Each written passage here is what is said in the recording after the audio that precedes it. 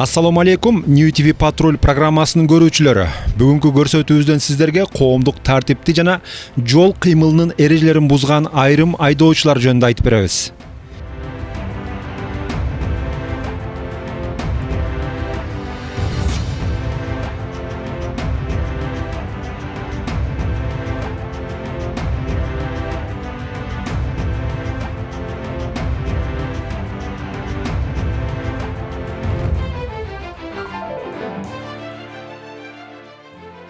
Бишкектин Ибраимов жана Жибек жолу көчөлөрүнүн кесилишиндеги эс алуу жайында күзөтчүлөр менен кардардын чуусу боюнча Свердлов райондук ички иштер башкармалыгынын кайгылуучулары чакыртылган. Тартип сакчылары келип, окуяны териштирип баштаганда кызуу абалындагы эс алуучу күзөтчүлөр мени сабап койду деген жүйөлөрүн айтып баштады.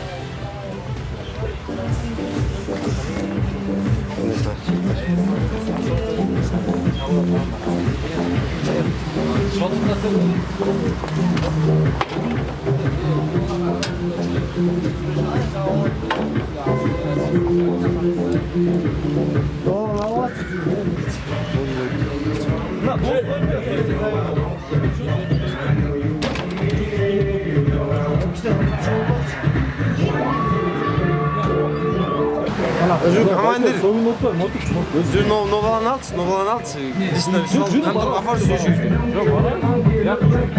Шот жакында бир жом жок, артмен жок, каяктан жабам мен? Өз монтаж жок. Мен отурасың экен бул жакта. Жегенден жалбырста мен деле мактар деген эне атам багып жүрөм аты. Сен эч ким эмең этти, мен эме. Сен эне атам, мен да балам, сен да мен де жок. Эй, сен шот төлөшкө туура келет экен, ойлосоң. Мен акчамды Biz ayttık, önce öyle koy dedi. Kaça son төлөгөн жок? Kaça son? Ölçüm kameram bozmuyor. 320. Ал эми ошол учурда кафенин босогосунда күзөттө турган кароолчу жигит болсо, ичкериден башка кардарлар менен ызылдашкан мас абалындагы адам бизге да асылып, кийимдеримди айырып салды деп айтууда. Эшке чыгып сүйлөшөлү десем, сен кимсиң деп сөгүнүп көгүн атырып ичиненчи. Эшке чыгып бул жана кармап жүрчү деп мына тартып айтып отпойду. Сиз сабаган жоксуз? Жок, сабаган жок. Чегип Сабат да отпайбы? алпайды. Кыздар менен урушуптур да, ошо кыздар менен урушуптур. Анан бул кел бошот, анан кыздарды алсам кайры туруп мен байкеси менен урушуптур да. Бул жөнүндө отурган кыздар, ал кыздар тааныйм. Мен баягы эмеде жүрүп жүргөн кыздар.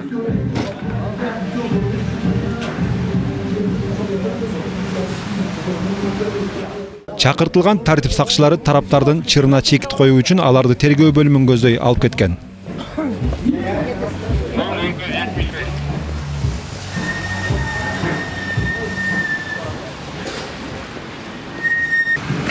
Biz Свердловский район боюнча жүзек кызматына чыгып, немеге старый светке вызов түшкөн, якобы бизди сабап кетти деп бир бала чалыптыр да. А биз келген учурда бул баланы сабап кетти деп атат, а бирок бул бала кафеге счетун төлөбөптүр. Ошол эки тарап менен роозого отурабыз.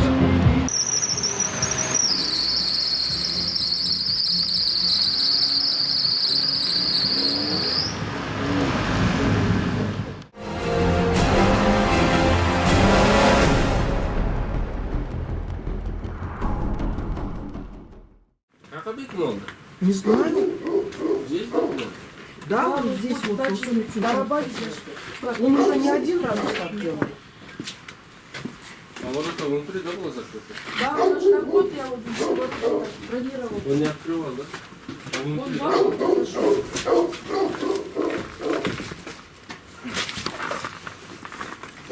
Недавно, да?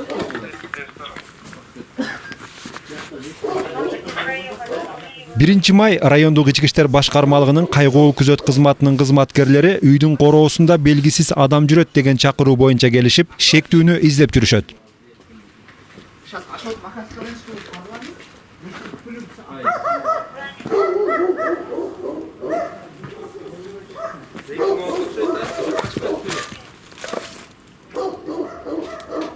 Бывший хозяин пришел, устроил скандал в нетрезвом состоянии, якобы.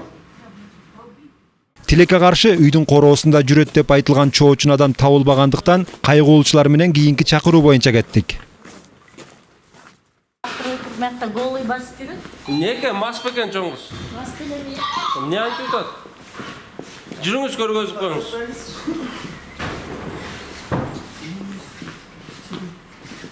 Кулиев көчөсүндө жайгашкан мейманкананын администратору таңкы 4:30 чамасында 102-ге телефон чалып, конок үйдөгү эс алуучулардын бири жылаңачтанып короого чыгып алып, тынчтык бербей жаткандыгы боюнча милицияны чакыртат. Чоңгыз. Ай Чоңгыз. Чоңгыз. Тур душка түшөсүңбү? Суу ысыттым, тур. Тур анда, ач анда эшикти.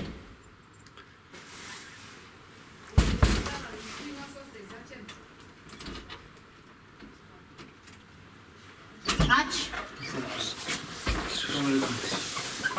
Aç açtı. Dinde olsun. Golü yarı ver basıp gelesi oldu. Келесі олғысы ақшаны алғаннан кейін ысық. Ben ne ısıttım? Sunu ben общий demedim. Общий düşüp de Бұл buna. общий деген бұл біз сізге 100 сом төлеген Ай, жоқпыз ғой. Чоңгуз болдың кийин. Қандай киінбей, еш жаққа киінбей. Ей, сизге жалып түшөт. Киінбей, маған жалып түссе мен жалып қылған жоқпын ғой. Мен қылышым керек болды өзім. Эмне жөнүндө жалып коесуң? Жоқ, мен қылған жоқпын ғой жалыпты. Учуп чыгып кырды. Диваны деген қиычылдайды не екен. Жерге салып жаттық ақыры. Не қыласың? Шарматчы, жигит чыкшы бер бу. Ешкім еш жаққа шықпайды. Қарызға келіп жатқан Жазып берем. Кагаз алып келчү. А мен жазып берем. ешкім ешкімге Ошондой болуп өтөстүрүлөр. Мияктылы да түзүлөт. Так заявление жазат, сиз түшүнүп каласыз. Эжике, эжике чалып бердим, мен чалып бердим. Анда кийип чыгарайын мен дагы.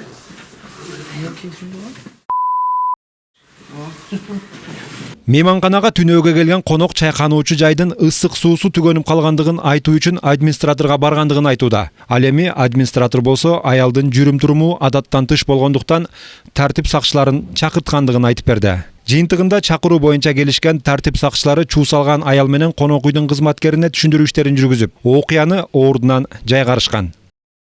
Бул жайдан чыга берерде баягы чоочун адам короодо жүрөт деп айтылган дарекке экинчи рет милиция чакыртылат. Айта кетсек, бул даректе мурдарактагы чакырууда келишкен кайгылуучулар шектүүнү таппай кетишкен болчу. Отырыңыз байке, отырыңыз. Түшпөй алыңыз. Байке, эмне болду эле бул жакта? Бұл кыздарды мен бағалғанмын. Бағалап, анан бұлар уже чоңына келіп, маған келіп, претензия қояп жатты. Сиз бул үйдүн мурдагы кожоюну болосузбу? Қожайын боламын. Буларга саткансызбы, же кандай кыласыз? Сатып едім. Қызыма сатып едім. Ана заставила продать. А бул сиздин өзүңүздүн кызыңызбы? Жоқ, өгей қызым. Атыңыз ким айке? Марат. Где живете?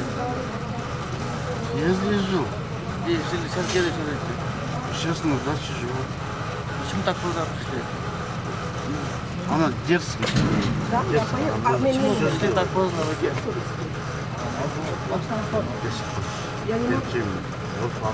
Чоочун деп шектелип сүрөттөлүп жаткан адам үй ээлеринин үрөйүн учураарлык коркунучтуу эместей эле байкалат. Себеби бул адам ушул үйдүн мурунку кожоюну жана ушу тапта жашап жаткан кыздардын өгөй атасы болуп чыкты.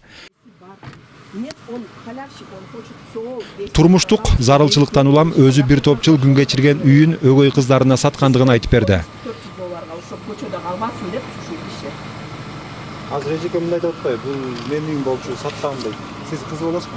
Мен кызы болбойм, я как это? Хозяйка дома. А кызы ким анын? Кызы жок бунун. Баскада кызы, бир кызы бар. Өгөй атасы болуп атпайбы? Өгөй ата болот, но это не отец он. Пикири келишпей калган тараптардын чырын иликтөө үчүн андан ары тергөө бөлүмүнө алып бармай болушту. Я здесь ремонт делаю сейчас, нормально. Жашаганга ремонт делаю, он уже не отстает уже, понимаете? Это не один раз, он приходит сюда, кошуналарга келет, изучу. Я не знаю, как уже с ним бороться уже.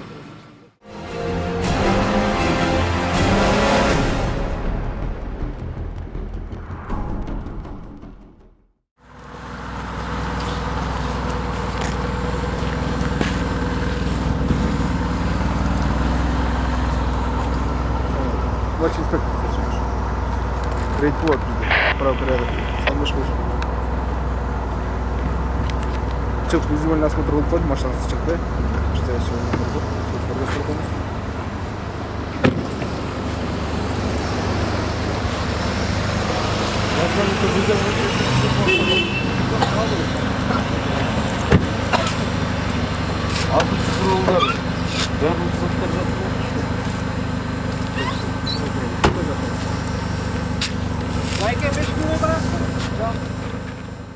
Бишкек шаардык жол кыймылынын коопсуздугун камсыздоо башкармалыгынын тескөөчүлөрү токтотулган айдоочуларга укук тартиби аталышындагы иш-чара тууралуу түшүндүрүп берип жатат. Бул түнү Бишкек шаарынын көчөлөрүндө жол сакчысы, аймактык тескөөчү жана райондук милиция башкармалыгынан кайгуулчулар чыгып, айдоочулардын документтерин жана унаалардын жүк салуучу бөлүктөрүнө үстүртөн кароо иштерин жүргүзүп жатышты.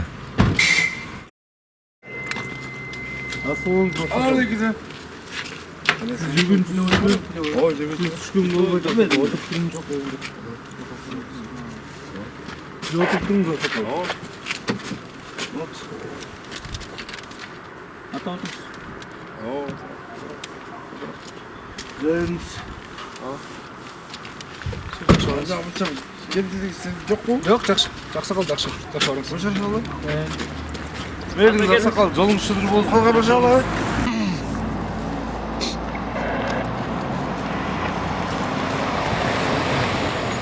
Эскерте кетсек, 13, 14 жана 15 февраль күндөрү Бишкек шаардык ички иштер башкы башкармалыгынан жалпысы 800ге жакын тартип сакчылары күн-түн күчөтүлгөн тартипте иш алып барышып, ар кандай шарттар менен 221 жаранды башкармалыкка жеткиришкен. Ошондой эле 3 күн аралыгындагы иш-чара учурунда 118 кылмыштын бети ачылгандыгын шаардык ички иштер башкы башкармалыгынан кабарлашты.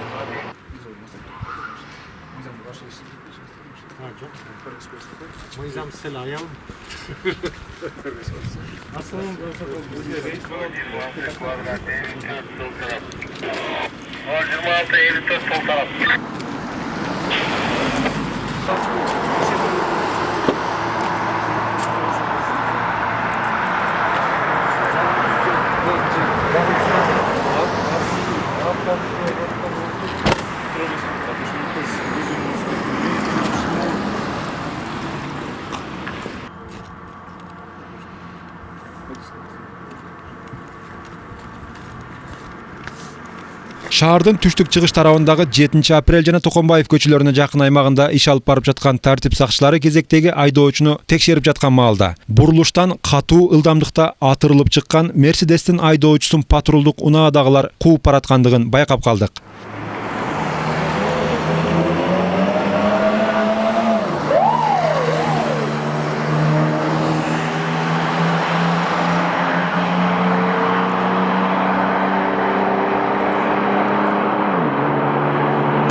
Жаңы эле текшерүүдөн өтүп жаткан айдоочунун унаасы менен куугунчулардын артынан келгенибизде мамлекеттик номерлери жок. Айнектерине тегерете кара пленка чапталган Мерседести жол сакчылары алдынан тороп токтотуп, текшерүүгө алып жатыптыр. Отур келем бу. Келет да досун келет да мейлі болот. Айдаган сенсиң, досуң эмне келет?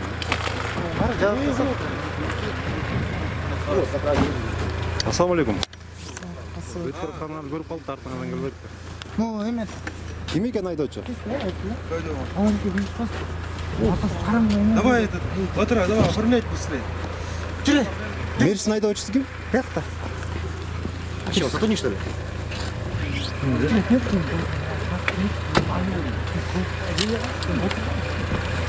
Без номеров, да?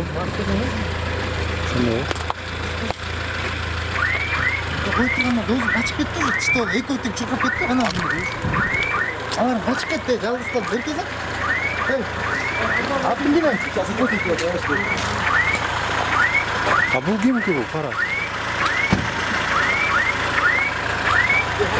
Ешнесі көрмейді.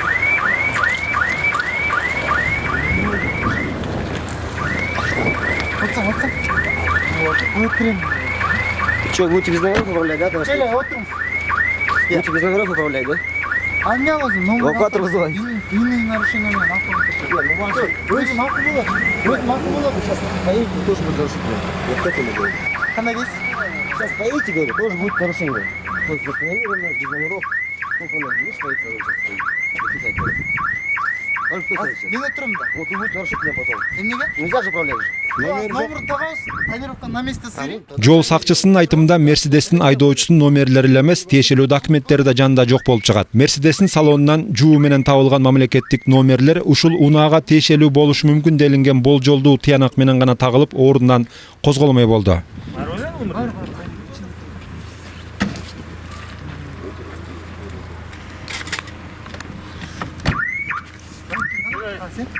Ана тап buraya. Алдында да номер жоқ.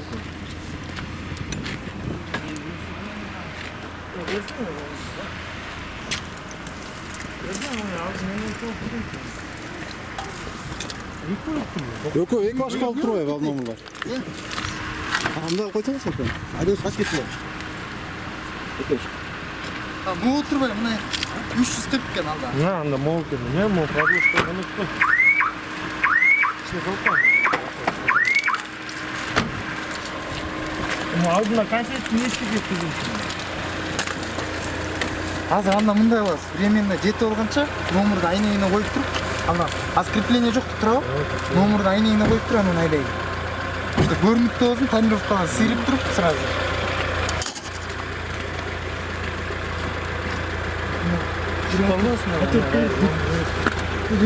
А вы машину досмотрели уже? Может, какие-то незнакомые предметы? Karab çıktık bir Ну, по süre. этой причине не убегали. Biz onu bir süre karab çıktık. Для вашей безопасности, для вас. Ну хорошо. Abi ben. Это часто видишь, как вы догоняете, вы садитесь в машину и уезжаете, даже не досматривая багажник. Может, кто-то потом застоит и взорвет машину. Вот нужно проверять. Сейчас он убегал, значит, как не здоровый. Документтер жоқ па генералде? Temir peşe var mı? Жоқ, документтер жоқ burada. Өзінің номерін артамыз.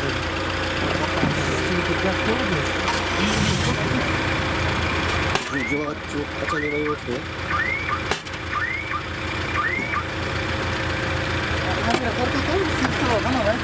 Папа, папа. Акши, давай. Hazır respekt uşaqta водительде отырса herhalde. Gel uzunca sıkıntı. Çeç. Böyle çizim tabii. Afiyet olsun. Идем.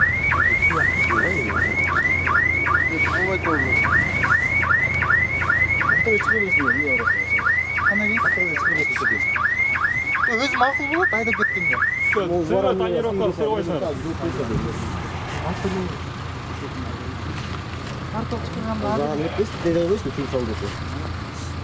Атайын видео атып сөйлейсіздер. O zaman karşı olup da var. Водительді өсіп қойсын. Böyle. Например, вот там пошел вчера. Конечно, избегаю. Просто он так вот достану силикона.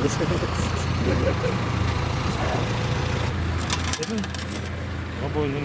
Ату азыр мұны дейді. Жопын шықпойсын. Yok, bir paketi kaplamaya değil de ama yok, çıkmazıç. Kara para tuttasın. Аппарат, да? Burun bekemini bek tutasın. Gel ama onu çeçe salam çık getir. Біреуге бекемдеп қой болды.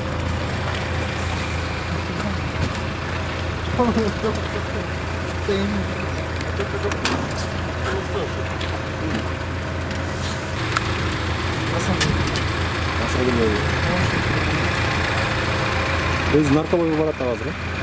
Енді өткізіп қойыш керек қой, что-то подозрение алып көмек болды. Қанша риск айтып қашып келді. Жол бар. Қанша не пошли? Үшінді? Жетті яғни. Бастық инспекторы екінші каты бар. Үшінді, Бірақ сілер көрмеді. Бізге қозғалмаласы өтіп кетті. Документ қалды ма? Документтер жоқ. Номері ақтам десе ол Аз сұрайсыз. Өзің документ орды? Ештеке беріледі азыр. Эко түшті чұрқады. Номерді уже тағы қауады нормальныйға. Машинаның номер екенін білбей тұр эле тағы қойды. Аз білелі аз. Қандай номер тағып жүр? Екі номер ушыл екен да? Эко біреуіне сападай кеткен. Біреу Аз машинасы. кешті ешкеме, жауы жоқ ашып кетті. Номер жоқ шығып келді. Артынан келді. Алдын білбейсіз. Келем отыр. Соне бар. Терезелер азыр түшіп салылайды.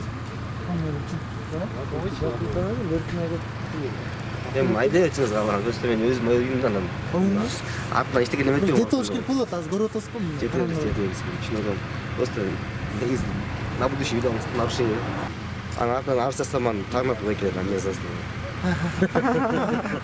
Ал тұрған ешті бір чым да? Бирок азыр могу видео чыгат да көп жерге чыгат, мурдак чыгат, эфирге чыгат, анан элдин баары көрөт.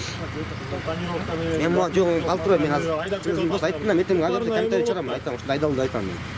Арыз жазылсын да комментарий берем болчу обязательно. Анан өзүм ойлойм, мен түткөн жокмун эчтеке жаман. Просто кеңеш жазач. Если мен ойым ойзам, мен как можно Сирию айдым? бүт законно болот. Болдуңуз бе? О, тигинден борки 20га айдайсыз. Машинаны чеким айдайсыз. Ал бар инспектор бар ага. Жүргүлүм деп айдайт. Документи да. Мунун документи бизде өз нарушитель өз элчи келет. Өзү кой бересиң. Жолун ачып көрсөтчү мой. Чынга адилетте билгендерин кылсынчы аны. Комментарий дадим.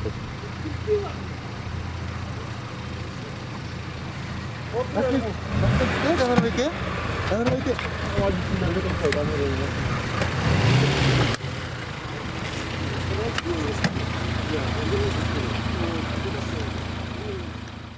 Ошентип жол сакчыларынан качып караңгыга сүңгүп кетүүнү максат кылган Мерседестин айдоочусу ар кайсы тараптан тартып турган камералардын сүрөөнү менен наркологиялык борборго алынып келинип, текшерүүдөн өткөрүлөт. Медициналык текшерүүнүн натыйжасында шектүү айдоочу спирт ичимдигин ичпегендиги жана баңгизатын колдонбогондугу тастыкталган.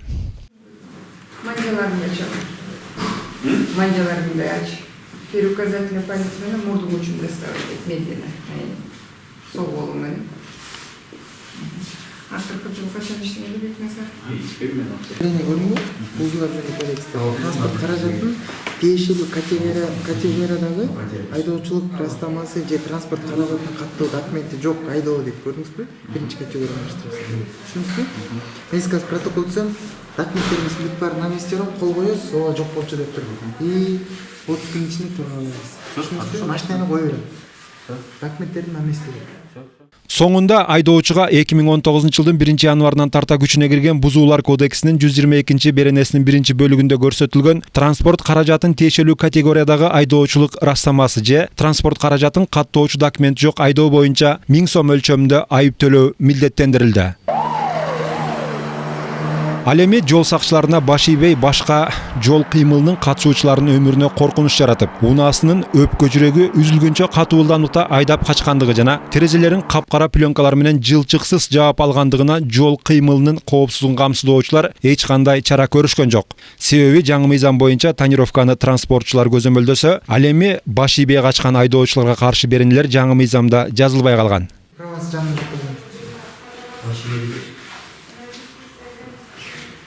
Машинасы каралгапты, ким сурады? Каралгапты. Жок, алган вообще каралгапты. Башка бир бала келип айтып атасыңарбы, а? Машина жылбазмы?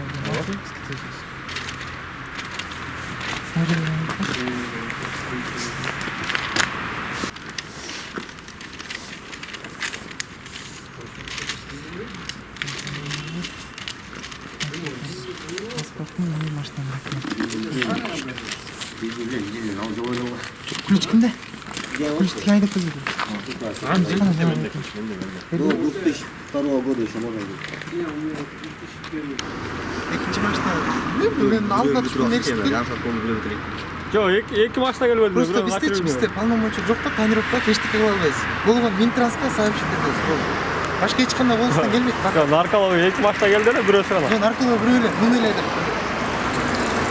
Айтмакчы, мурдарактагы Мерседестин арт жагында токтоп турган сары номурлуу айнектери караңгылатылган ВАЗ-2107 унаасынын айдоочусу да наркологиялык борборго келет деп жол сакчысы айткан болчу. Бирок 07-нин айдоочусу белгисиз себептерден улам жол сакчыларынын жетегинде келген жок. Мындан улам ошол түнү жол тескөөчүлөрүнө команда берип жүргөн Ички иштер министрлигинин ички иликтөө кызматынын кызматкери өзүнүн кол алдында көзүнүн кареги менен тең айланып жүгүргөн жардамчыларын да тартипке чакырып койсо демекчибиз. Себеби ошол түнү Жигулиге тагылган 1222 номери буга чейин башка жол тандабас унааларына тагылып жүргөндүгүн биздин ишенимдүү булактар айтышууда. Давай этот, Батыра, давай, оформлять быстрее.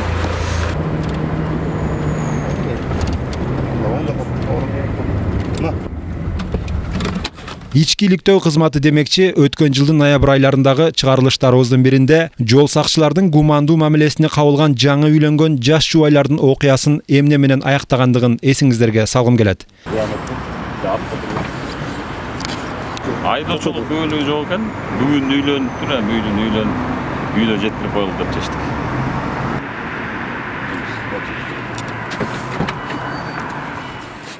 Ошол түнү жогоруда айтылгандай жаңы эле турмуш жолуна аттанган жубайлар тойканадан элдин батасын алып чыгып үйүн көздөй бараткан. Бирок оюнда сүйүнүчтөн башка эч нерсе болбогон жаш жигит кашайып айдоочулук көлүгүн үйүндө унутуп калган болот. Абалды түшүнгөн жол сакчылары айдоочуну айып короосуна эмес, жубайлар жашаган короого чейин коштоп жеткирип, 2 жашка жылуу каалоолорун айтып кетишкен эле. Бул видео биздин программа аркылуу коомчулукка жарыяланганда айрым көрүүчүлөр ишенип ишенбей милициянын арасында да ушундай гумандуу кызматкерлер барбы дешип таңданышса, көпчүлүгү инспекторлордун мындай кадамын алкоого татырлык деген пикирлерди жазышкан эле.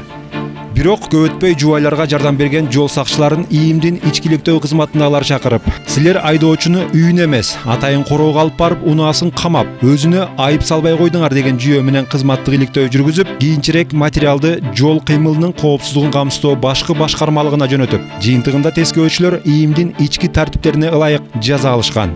Мына урматтуу көрүүчүм, ичкиликтөө кызматындагылар өз балдарынын мыйзамсыз аракеттерине көз жумуп, бирок өзгөлөргө кандай мамиле кылаарын билип алыңыз.